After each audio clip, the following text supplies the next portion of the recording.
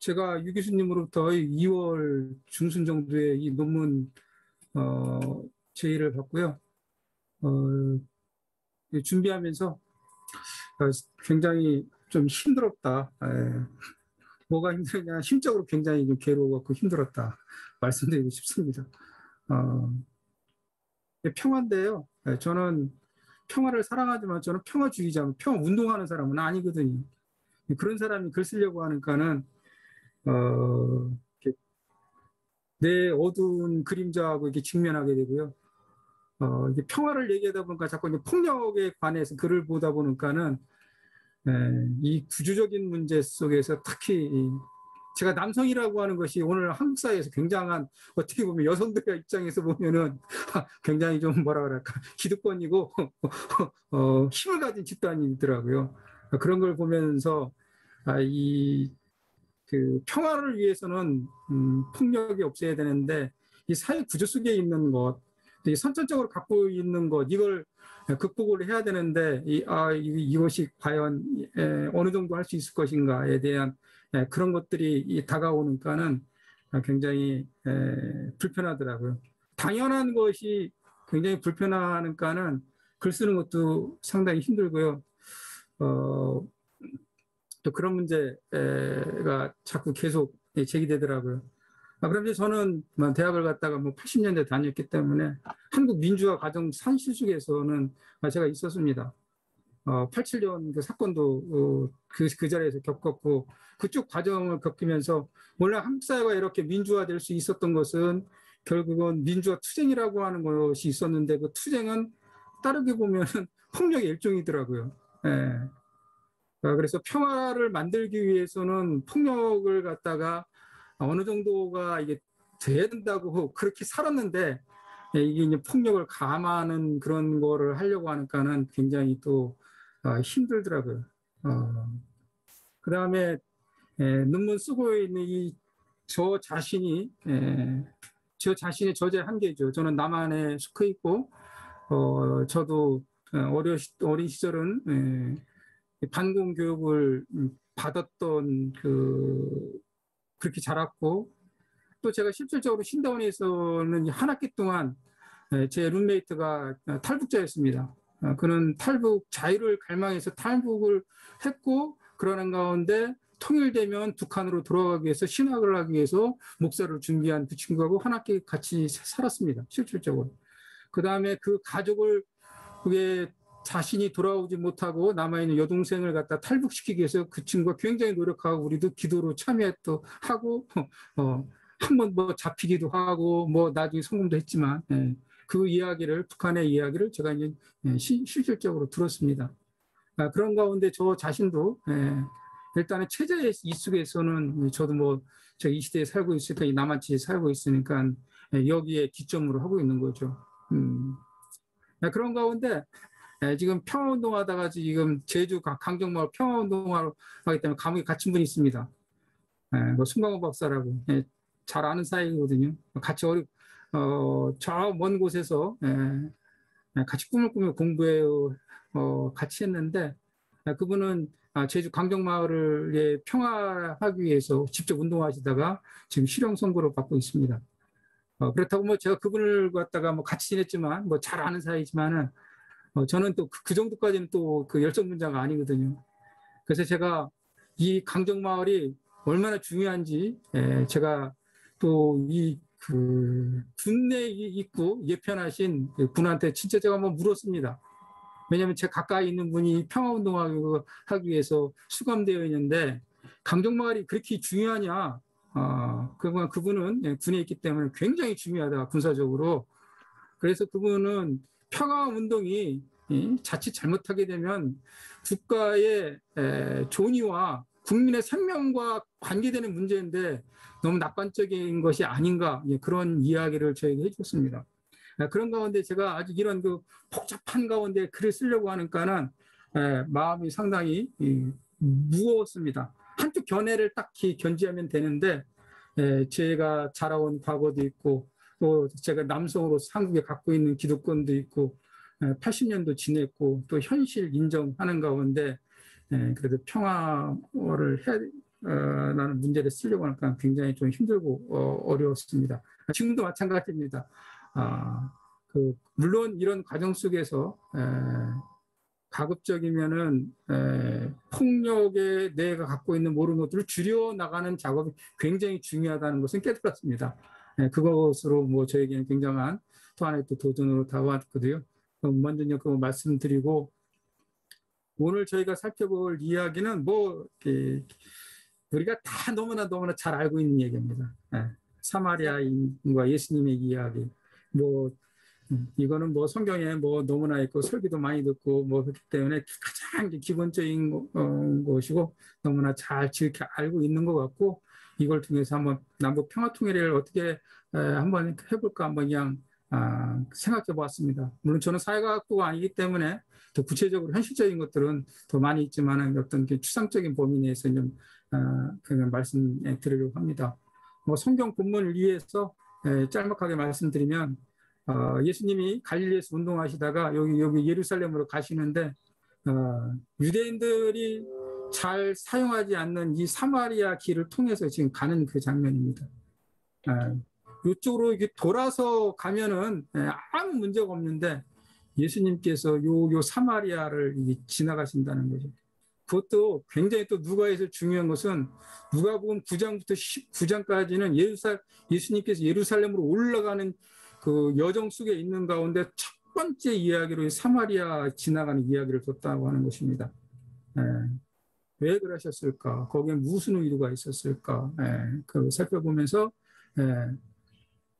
사마리아인 뭐 저 잘 아시겠지만 이 사마리아인 사마리아 지리 정치적으로는 사마리아는 여기 보면은 북이스라엘의 이게 말하자면 수도입니다. 수도이면서 북이스라엘 전체 협소한 의미로는 사마리아는 북이스라엘 수도를 말하고 나중에는 전체 북이스라엘 전체를 의미하고 사마리아인 하게 되면 사마리아에 사는 사람인데 사실은 협소한 의미로는 사마리아인하고 협소한 의미로는 사실 이방족입니다. 열왕기 화에 나타난 이방족식이고 광의의 의미로는 우리가 잘 알다시피 이주자들과 유대인의 혼혈을 갖다가 우리가 사마리아인이라고 합니다. 대개 구다에서 온 출신들, 아수르가 바벨론을 멸망시키고 이 하맛, 구다, 바벨론에 있는 사람들을 사마리아에 이주시킵니다. 그 다음에 이 사마리아에 있는 유대인들을 이렇게 고산이나 니느웨, 할랏 이쪽 백바타나로 끌고 가는데 이유는 그렇습니다. 반란을 일으키지 말라고 식자층을 끌고 가는 거죠.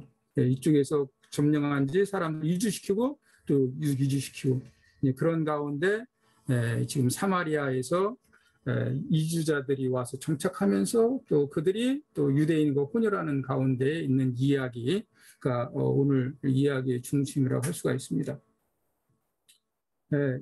뭐 예수님께서는 평화를 주시기에 오셨죠. 모든 막힌 담을 헐기 위해서 오셨습니다. 그렇게 되면 이제 우리도 이게 남북 분단이 막혀 있는데 이걸 헐어야 되는데 사실 그런 가운데 우리에게 이제 평화는 제자도로서 우리에게 요청됩니다. 예수님을 따르는 자들에게는 뭐 해도 되고 안 해도 되기가 아니라 제자도는 우리가 따라가야 될 그런 건데 평화를 정의하다 보면 가장 뭐 기본적인 거 폭력이 없는 상태라고 할 수 있습니다. 평화, 폭력이 없는 건데 근데 실질적으로 우리는 이 폭력이 없는 곳에서는 살 수가 없는 것 같아요.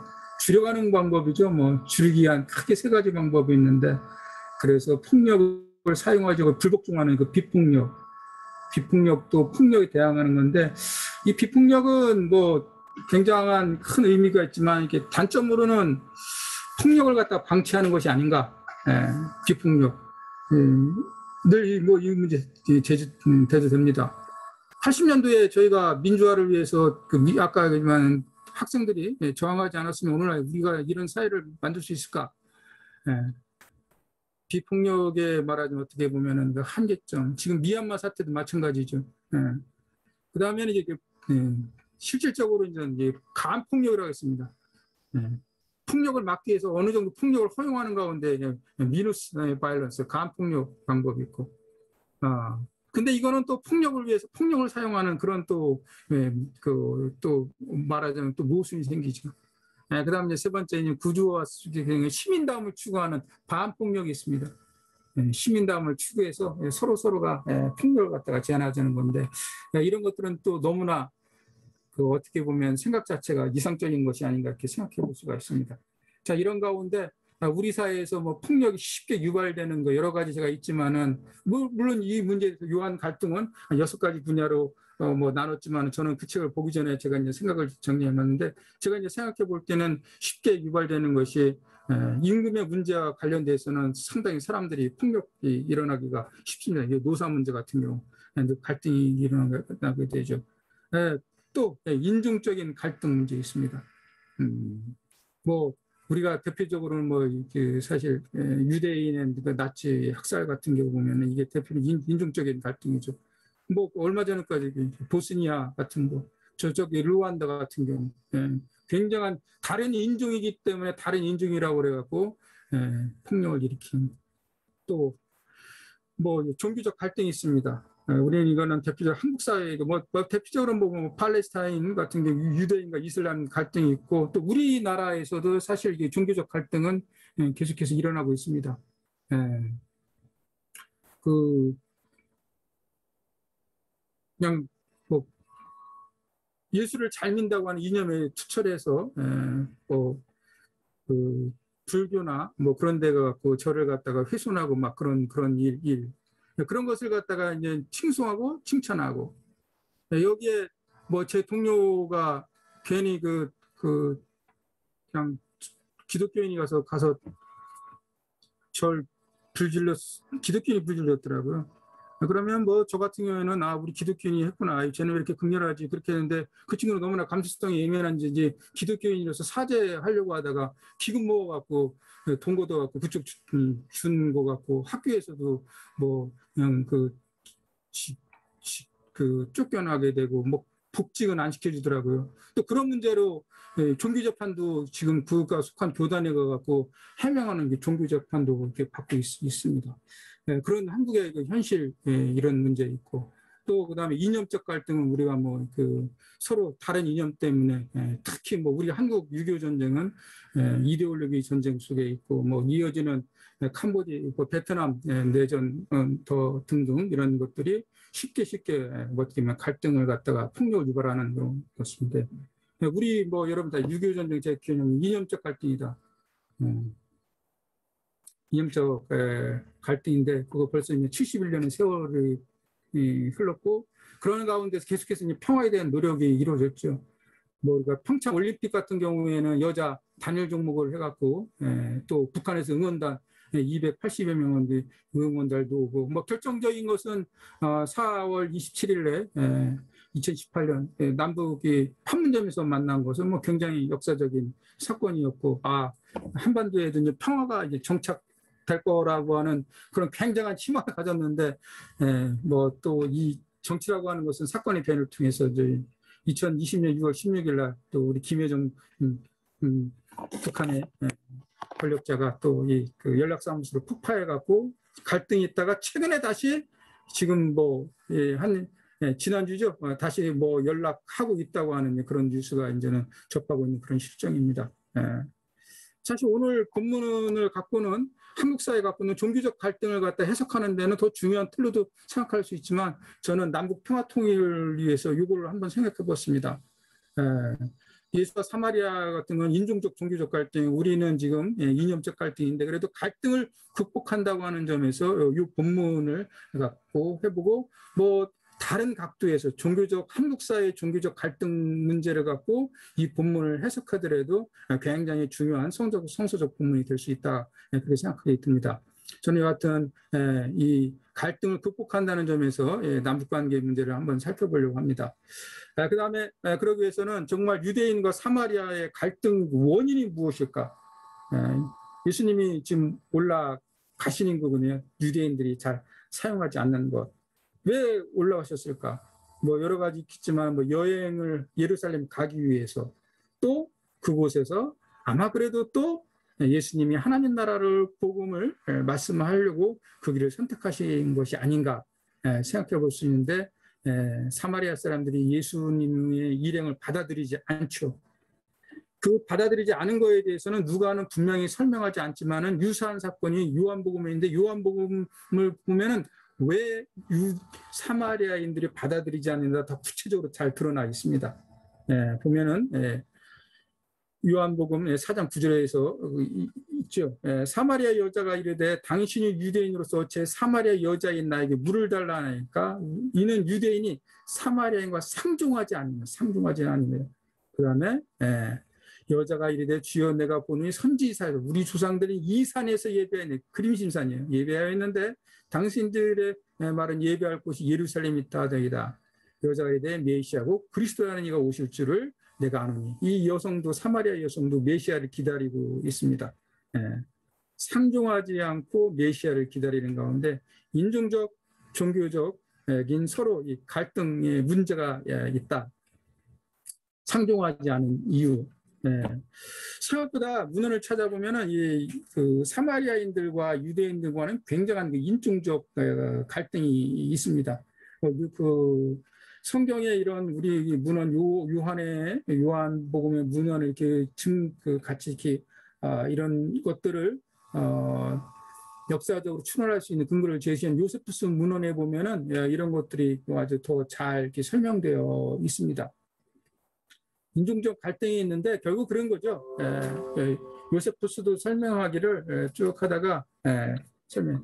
히브리어로는 구다인들, 헬라어는 사마리아인으로 불리는 사람이 있는데 그들은 상황에 따라서 태도를 바꾼다는 거죠. 유대인들이 잘 나가는 거 보면은 유대인들 친족이라고 하고, 그래서 자신들을 갖다가 지금 사마리아인들은 자신들은 요셉의 자손이라고 계통으로 얘기해요. 잘 나갈 때는 우리는 요셉의 자손이다. 근데 이건 유대인들이 인정하지 않아요. 근데 유대인들이 어려움에 처하게 되면은 우리는 유대인이 아니다. 전혀 다른 민족의 해체자라고 이렇게 이야기합니다. 그러니까 이렇게 두 모습을 갖고 있는 거죠. 이제 이것을 사실 유대인들은 굉장히 싫어하는 거죠. 사마리아 기리온을 갖다가 요세푸스든이 구다인이라고 하는데 이건 열왕기 기자 아까 살펴본 대로 아수르 왕이 바벨론과 구다와 아와와 하맛과 스발라임에 옮겨다 두 명의 열왕기와 보도를 통해서 알 수가 있습니다. 이주주기라는 거죠. 사실 이게 협소한 의미입니다. 광의의 의미는 아까도 얘기했듯이 여기서 한 혼혈족속. 이들이 결국 혼혈해서 있기 때문에 나중에 수르바벨을 통해서 포로할 때 예루살렘 성전 지을 때 이들을 갖다가 참여시키지 않게 되고 결국 이것으로 인해서 그 수르바벨 성전 지을 때 이 사마리아인들이 방해 공작으로 해서 굉장히 어려움을 겪게 되죠. 사마리아인들이 이런 그 이중적 속성에 대해서 요세푸스가 다시 또 보도하는데요. 왜 그랬냐면은 알렉산더가 유대를 갖다가 무혈 점령하고 나서 그 유대인들에게 이제 특혜를 주거든요. 특혜를 줄 때 이게 사마리아인들에게도 특혜를 줍니다. 그러면서 특혜를 주려고 해서 이제 사마리아인들이 갑니다. 사마리아인들이 가서 그 알렉산더에게 이런 요구하는 것은 사마리아 이 사람들이 8,000명이나 되는 이 사람들이 그 알렉산더를 도와줘요. 두루를 점령할 때. 그래서 알렉산더가 그 은혜를 위해서 사마리아인들에게 그 특혜를 주면서 이제는 세금 면제 혜택을 갖다가 요구를 하는 거죠. 그래서 이때 알렉산더가 니들 누구냐고 물으니까 자신들은 히브리 사람이라고 얘기하지만은 이렇게 얘기하면서 세겜의 시돈인들이라고 불린다고 하는데 알렉산더는 그들이 유대인인가라고 재차 물을 때 그들은 자신들은 유대인은 아니라고 얘기해요. 아까 두 가지 속성이 있습니다. 유대인들이 잘 나갈 때는 유대인이고 자신의 특권을 말할 때는 우리는 유대인이 아닙니다. 뭐 이런 얘기하죠. 계속 뭐 요세푸스가 보도하는 거 그런 거 얘기합니다. 전쟁에서 승리한 알렉산더가 사마리아에 칭찬을 그들 요구 조건을 그들은 유대인 7년째 세금 면제를 요청하게 되죠. 그들은 자신들 유대인과 같은 동족이라고 말하면서 알렉산더 왕으로부터 받고 후회가 부각되지 않을까 쭉 뭐 시돈인들이라고 말합니다. 그러니까 상황에 따라서 자신들을 그들의 그 인종에 대해서 때로는 유대인이 아닌 이런 식으로 하는 것들이 이제 유대인들 입장에서는 굉장하게 이제 불쾌감을 느끼는 거죠. 두 번째는 종교적 요인입니다. 말하자면은 사실 유대인의 종교와 사마리아인 종교는 이게 다르다고 생각하시면 됩니다. 물론 처음에는 그 열왕기하 보도에 의하면은 제사장이 와서 그 사마리아인들에게 그 기본적인 유대의 율법을 가르치게 되지만은 결국은 근본적으로 다르겠다는 것. 물론 이 사마리아인들도 모세 오경만 정경을 받아들입니다. 지금도 뭐 사마리아인이 한 300여 명 정도 남아 있다고 하거든요. 그들도 뭐 유대의 그 여러 가지 절기 다 따라하고 그들도 지금 오늘날에도 자신들 뭐 아까 얘기했던 요셉의 후손이라고 하는데 유대인들은 인정하지가 않습니다. 자, 사마리아 여자가 우리 조상들이 이산인데 그림 신산에 새겼는데 아까 얘기했듯이 그림 신산에 성전이 하나 세워집니다. 예루살렘 말고. 사마리아인들이 알렉산더를 갖다가 그 지원하는 가운데 그 지원에 대한 그 대가로서 세금 면제와 결국은 그림 신산에서 자신들의 성전을 갖다가 지을 수 있는 허락을 받습니다. 그래서 성전을 세웁니다. 그런데 여러분들이 잘 아시다시피 마카비 혁명이 일어났을 때 이 사마리아인들은 이 혁명에 참여하지 않습니다. 그 이야기가 이제 마카비 하에 보도되고 있습니다. 안티쿠스 왕은 예루살렘 성전을 더럽히고 그 성전을 올림피아 제우스 신에게 봉헌하게 하고 그림 시산의 성소는 그 지방 사람들 소원들은 나그네 수신 제우스에 봉헌하게 했다. 이 그림 시산 사람들이 성전하면서 제우스에게 성전 복원하는가는 말하자면 안티쿠스 왕은 이 그림 시산을 갖다가 뭐 박해할 이유도 없고 그렇게 되는 거죠. 또 그렇게 되니까 이들은 구태여 유대인들이 지금 마카비 혁명하는 거에 대해서 참여하지 않게 됩니다. 말하자면 이들은 어떻게 보면 친헬라화 정책의 흐름을 따르고 있는 거죠. 결국은 마카비 혁명이 성공한 가운데 요한 힐카노스 1세가 나중에 올라갔고 사마리아 이 그림 신산을 갖다 완전 초토화시키죠. 사마리아가 쭉 지나면서 백성들을 계기로 사마리아를 공격해서 1년 이상 포위를 한 끝에 흔적조차 남을 정도로 사마리아를 완전히 파괴시켜버립니다. 그러니까 예수님 시대에 사마리아의 그 그림 신사는 성전은 없습니다. 그렇지만 그 유대 걔들은 알아요. 거기에 성전이 쭉 있었고 그 중심으로 자신들의 조상은 예배를 드려왔고 성전은 없지만 예수님 시대에 그들은 계속해서 그 그림 신산을 중심으로 신앙생활을 해나가고 있다. 모세 오경을 갖다가 경전으로 받아들이지만은 이런 인종적 종교적 갈등으로 인해서 유대인하고 사마리아인하고 계속 끊임없이 갈등이 일어납니다. 쿠프니우스가 총독이 있을 때는 이 사마리아인들이 예루살렘 성전에 사람 죽은 뼈 무기절을 지키기 위해서 성전문을 열어놓는데 야밤에 자정에 들어가갖고 성전문 열어놓은 관례가 있는데 성전문에 가갖고 죽은 사람 뼈를 갖다 성전 이곳저곳 갖다 놓은 거죠. 불결하는 거죠. 니들 불결. 굉장한 사건이죠. 유대인들 입장에서는 열불날이죠. 그 다음에 아까 얘기했듯이 이 사마리아인들은 선지자 기다리고 있습니다. 타입이라고 하는 사람. 이런 선지자 메시아 모세와 같은 선지자 메시아가 와서 그들을 구원해 줄 것이라고 하는 메시아 대망사상도 얘들 갖고 있습니다. 그래서 36년이면은 우리가 잘 아는 본도 빌라도가 유대 총독으로 있을 때 한 사마리아 사람이 모세가 그림신산에 묻은 성전기구를 보여주겠다고 말하면서 사마리아인들을 그곳으로 데려갑니다. 이게 본도 빌라도의 입장에서는 얘들이 이게 반란 일으키는 걸 알고 말하자면 가서 무참하게 이거 학살합니다. 결국은 본디오 빌라도는 이 사마리아인이 예언자가 그림 실산에서 묻어둔 성전기구를 보겠다면서 이게 사실 말하자면 반혁명으로 이어질 반로마로 이어질 것 같아서 학살은 무참하게 했는데 사마리아인들이 이것을 수리아 총독에게 본디오 빌라도가 너무 우리를 갖다가 우리는 그런 의도가 아니었는데 우리를 발설했다고 하면서 이걸 갖다 수리아 총독에 고소하게 되고 이 사건을 계기로 해서 사실은 빌라도가 유대 총독에서 해임됩니다. 더구나 그 다음에 뒤에 온 두 번째 총독이 2대째 총독인데 쿠마스 48년에 50년 유대 총독인데요. 이때도 뭐가 문제가 되냐면은 유대인하고 사마리아도 큰 충돌이 일어납니다. 지금같이 오늘 이제 사건처럼 예수의 일행이처럼 사마리아로 지나가려고 했던 것처럼 유대인들 유월절 절기를 지키기 위해서 갈릴리 사람들이 사마리아를 통과하다가 접경지에서 충돌이 일어나서 유대인들이 죽임 당합니다. 그러니까 갈릴리인이 죽은 거죠, 유대인들이. 그래서 이제 갈릴리 지도자들이 이제 쿠마누스가 갖고 이 사마리아인 처형해 줄 것을 요구했는데 이것을 갖다가 사마리아인들한테 매수당해갖고 들어주지 않자 유대인들이 분노해서 사마리아의 세겜 마을을 갖다 약탈합니다. 그래서 이제 쿠마누스가 폭동을 일으키는 유대인들을 갖다가 살해하고 생포하게 됩니다. 그래서 이게 또 사마리아는 또 이 문제를 갖고 이제 수리아 총독에 고소하고 결국 이게 황제 클라우디우스 황제에게 보내져서 재판을 받게 됩니다.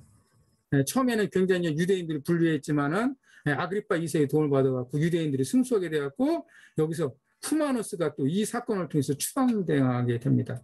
본디오 빌라도도 그렇고 쿠마누스도 추방된 사건이 유대인과 사마리아인들의 갈등 속에서 일어난 것이다. 이 갈등은 인종적, 종교적 갈등이에요. 사실 또 인종적, 종교적 갈등을 계속 고착화시킬 수 있는 것은 유대 총독 밑에 있지만 서로 다른 말하는 행정 조직을 갖고 있습니다. 유대인들은 뭐 사내 이런 사내들이 아닌 자치기구를 갖고 있고 뭔지 모르지만 사마리아인들도 자신들의 자치기구를 행정기구를 갖고 있습니다. 이런 것들이 계속해서 갈등을 갖다가 유발하게 되는 거죠. 자, 오늘 뭐 우리가 살펴볼 누가복음 9장에서 51절에서 56절의 그 말씀 누가의 보도만 되고 있습니다. 특수자료라고 하는 거는 그러니까 누가에만 보도된 자료, 특수자료인데 이렇게 생각하는 거는 뭐 마태, 마가, 누가 공간복음에 다 나타났으면 되는데 누가에만 보도되는 거는 대표적인 불트만 같은 사람들은 야 이거 누가가 이거 후대에 사마리아 선교, 사도행전문 사마리아 선교했잖아요. 그거로 해서 맞는 얘기가 아닌가. 예수님이 아는 것인가. 행하지 않고 후대에 교회에서 이거 맞는 것이 아닌가. 뭐 이렇게 이제 이야기를 합니다. 자, 그런 가운데 이제 뭐 이 사람들이 주장하는 근거 내세우는 것 중에 하나는 마태복음 10장 5절의 말씀이에요. 예수님께서 이방인이 기르지 말고 사마리아 고을로도 가지 말라고 예수님께서 말씀하셨다. 그러니까 예수님이 이렇게 말씀하시고 사마리아 간 거는 말이 안 되지 않냐 이렇게 생각하는 거죠. 근데 마태의 이 보도는 마태는 10장에 사마리아의 이방인들에게 가지 말라고 하지만은 마태복음 28장에 가면은 결국 모든 족속에게 복음을 전하라고 얘기해요. 마태의 구조는 먼저는 유대인이고 바울도 그렇습니다. 바울도 로마서 9장부터 11장 보면은 자신이 유대인이라는 거, 복음이 먼저 유대인, 이방인. 뭐 그런 의미 쪽에서 이 마태복음 10장을 생각하지 예수님께서 말씀하셨기 때문에 예수님은 절대 그럼 이방인 안 가셨는가? 그렇지 않죠. 이 말씀을 하셨지만 예수님도 나중에 보면은 들어오시던 지역에 가갖고 말하자면 이방 지역에 들어가갖고 사람들의 복음을 전하죠. 그 성서적 그 근거에 흐르는 그 맥을 봐야 되는데 이거 딱 드러나는 구절 갖고 하는데 저도 그런 생각이 들어요. 뭐 지금 우리 올림픽 경기 보게 되지만은 한국 사람은 무조건 일본 사람 이겨야 되잖아요. 그렇게 하고 자 일본은 무조건 이겨야 돼. 일본은 우리에게 나쁜 짓 했어. 근데 저 기숙사 있을 때 정말 일본 목사님인데 한국 형 같거든요. 일본 목사님인데 한국 형 같아요. 그러니까 이게 그런 거지 이게 개인적으로는 충분히 있고 잘 지내고 같이 뭐 동양 사람이 같이 뭐 이웃 나라니까 굉장히 잘 지내다가 뭐 이렇게 경기가 일어나면은 거기는 거기 우리에게 뭐 이런 식의 이 말씀도 이게 그런 쪽에서 이해해야 돼. 이거를 갖다 예수님 이렇게 하지 말아서 안 했다. 예수님도 이방지에 가서 복음을 전하잖아요. 결국은 누가가 이게 창작한 것이 아닌 것은 만약에 누가가 창작했다고 하게 되면은 누가복음의 사마리아 사람들이 여기보다 또 다른 곳에 더 총 세 번, 2번 더 다른 곳에 살펴보면 다 긍정적으로 보도돼요. 그렇게 되면은 누가가 참작했다 그러면은 뭐 10장에서도 그렇고 그 다음에 그 뒤에 17장에 가서도 그렇고 다 긍정적으로 보도하지. 예? 누가가 만약에 참작했다고 하면은 예. 여기 지금 사마리아 사람들 예수님을 맞게 하지는 않으셨을 것이다. 받아들이는 거로 했을 것이다. 예, 참작했다 하면은. 예. 자, 그런 가운데 이게 지금 예루살렘으로 올라가는 긴 여정 이야기의 첫 점이라는 거죠. 예.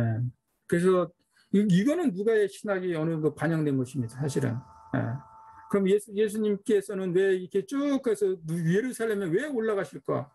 뭐 많은 사람들은 뭐 예수님께서는 뭐 결국은 메시아로서 고난받고 배척받기 위해서 이렇게 하셨다 그런 것도 있지만은 사실은 제가 보기에는 이 예루살렘으로 올라가는 길 결국 예루살렘에서 고난을 받지만은 다 정하는 게 평화거든요. 결국은 누가에서 태어날 때부터 평화를 얘기하고 죽음에서도 평화니까는 누가는 이 예수님이 예루살렘의 그 사마리아 지난 거는 역사적으로 분명히 일어난 거지만은 누가가 자신의 이야기를 쓰면서 예루살렘 올라가는 게 첫 준 것은 누가의 신학이 강하게 반영된 것 중에서 뭔가 평화의 예수를 갖다가 그리기 위한 누가의 신학이 반영된 것이 아닌가 저는 그렇게 생각합니다. 그런 의미에서도 굉장히 중요한 단락이다. 네.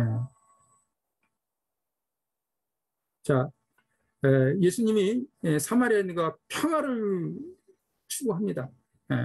평화를 추구하는데 아까도 얘기했듯이 이 평화를 하기 위해서는 유대인들은 전형적으로 사용하지 않는 길입니다. 돌아가면 일주일 정도, 직선으로 가면 3일 길이에요.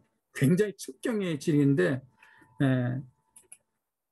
그러면 예수님은 이 사마리아인들과 이런 관계성이 나쁜 것 다 알면서도 의도적으로 지나갑니다. 예를 들면 그거는 왜 그랬을까?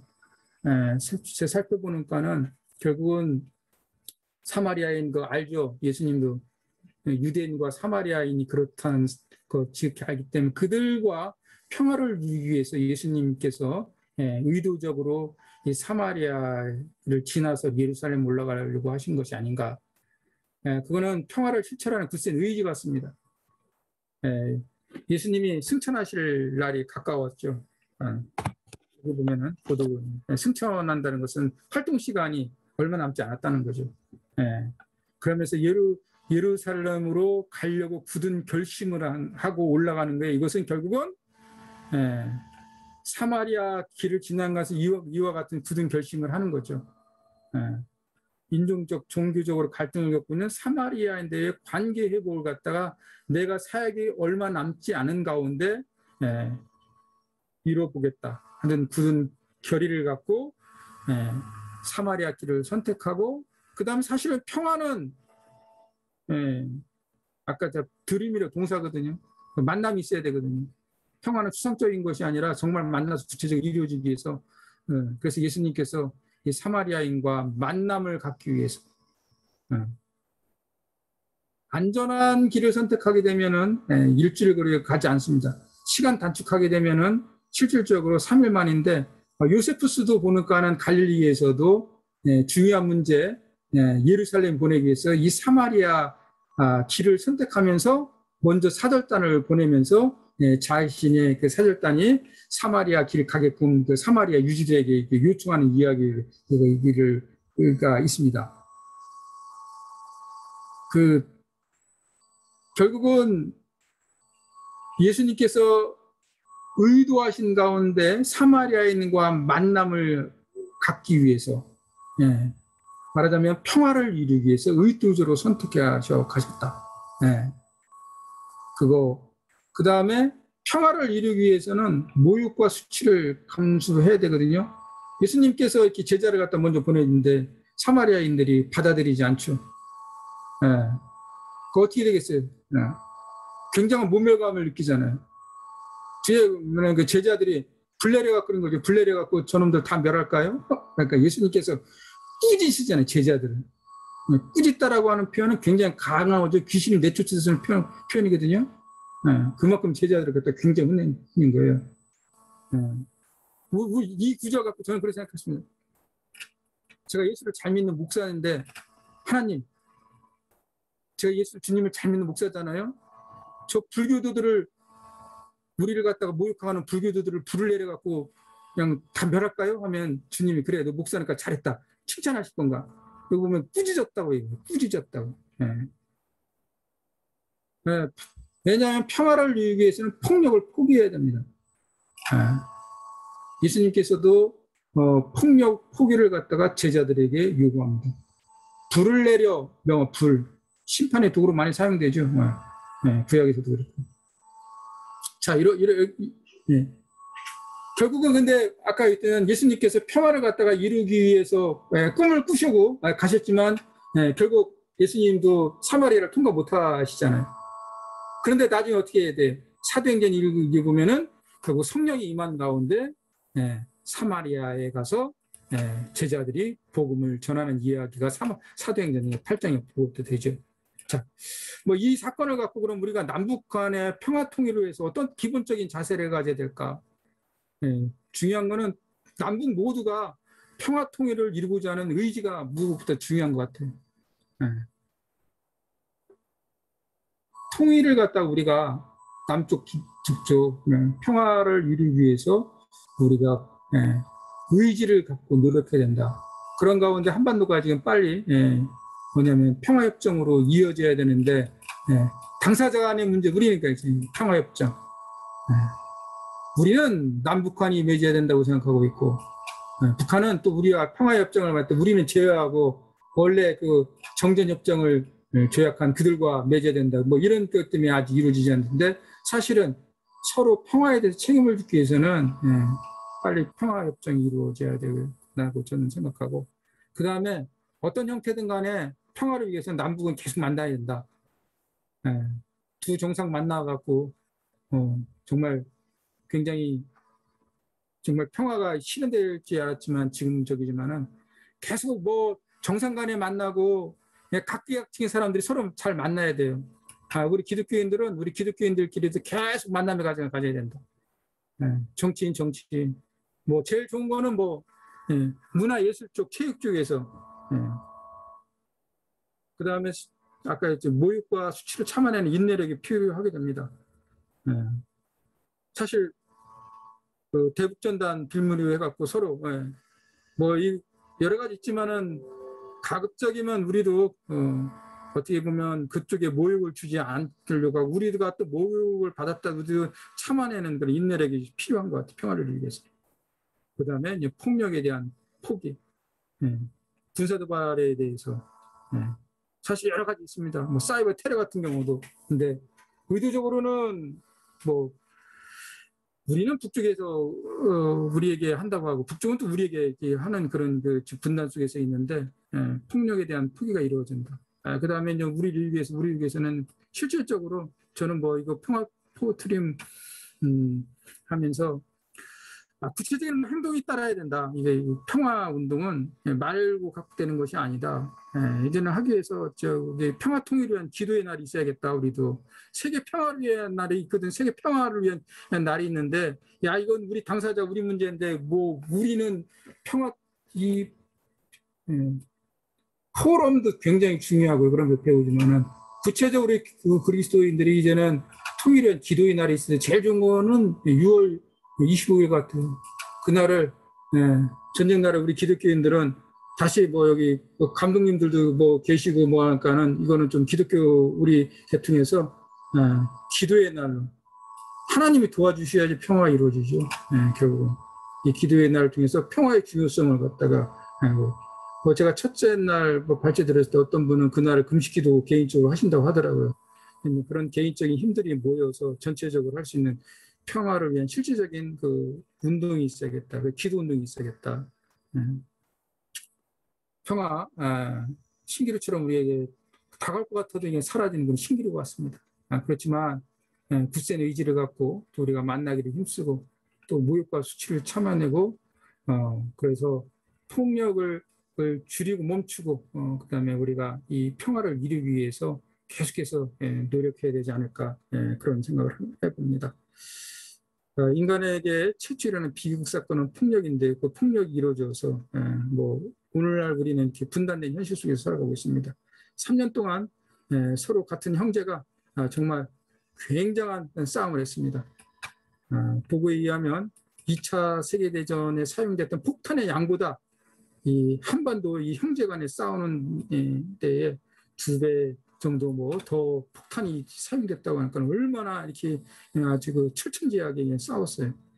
그렇지만은 그건 71년 전 뭐 그 오늘 우리는 다시 살아가면서 평화를 이루기 위해서는 의지를 갖고 만남을 계속하면서 모욕과 수치를 참아내고 그 폭력을 줄이는 가운데 기도를 통해서 남북 평화 통일이 이루어져야 되지 않을까 그렇게 생각해 봅니다. 제 발제는 뭐 여기까지 마치겠습니다. 감사합니다.